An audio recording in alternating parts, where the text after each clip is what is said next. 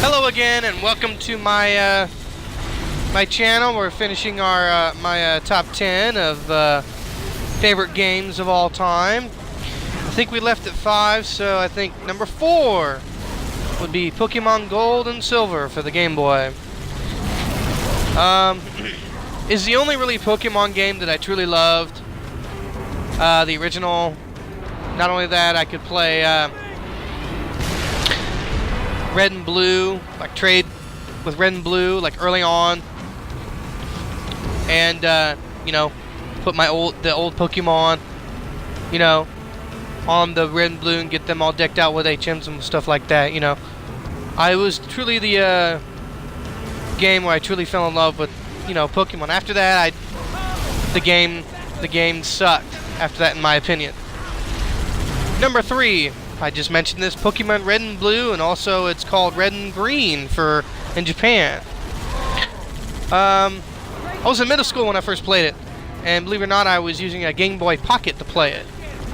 You don't know what that was? It was extra small Game Boy, you know, where you could literally fit it in your pocket. And it was the first game that I truly found a code for, really. That was easy. The Missing Ingo code. Number 2, Donkey Kong Country for the SNES.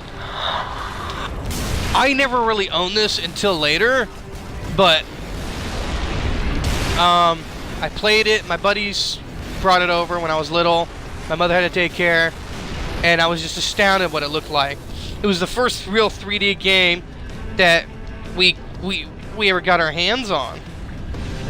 And it was great. The music was great. The gameplay was great. You could tag team. You know, there were secrets. The animals that you ride on were just awesome. It was made you like invincible, but it was also difficult. And when you got to finally the end, you had that music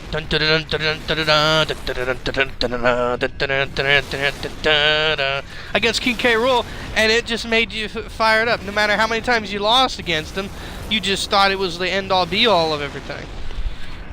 And my number 1, my most favorite game of all, and I own it for the PS2, but it came out for the Super Nintendo, the SNES, is Mega Man X.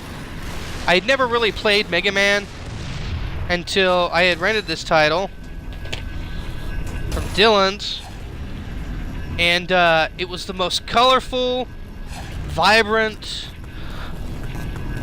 well thought out game I have ever seen to this day, and nothing to this day really matches it. Nothing. When it came out, it brought out all the vibrant colors for the Super Nintendo. It made everything look like it was there at the time. It still holds up today. It has great music, great gameplay, easy to learn controls. Yeah, Mega Man X was different because you had to, for the first time ever, Mega Man series, you know, it happened 100 years later after Mega Man, but you could find upgrades. You know, you could have the speed boost where you could slide. You had the X-Buster charger where you could charge your weapons. The armor to take half as much damage. You got the helmet so you could break rocks so you could get the X-Buster. It just looked so cool. And then you encountered somebody called Zero, a saber-wielding red Mega Man-looking with blonde hair guy that comes to save you in the first level of the game. What drew me to the game really was the gameplay, the game mechanics, and above all else, the story and the music. The music is by far the best any game, period, that I have ever encountered. Took me 15 years to beat it because I was stupid. So 30 seconds left. I'm just gonna say that is my favorite game of all time, and I still play it at least once a week.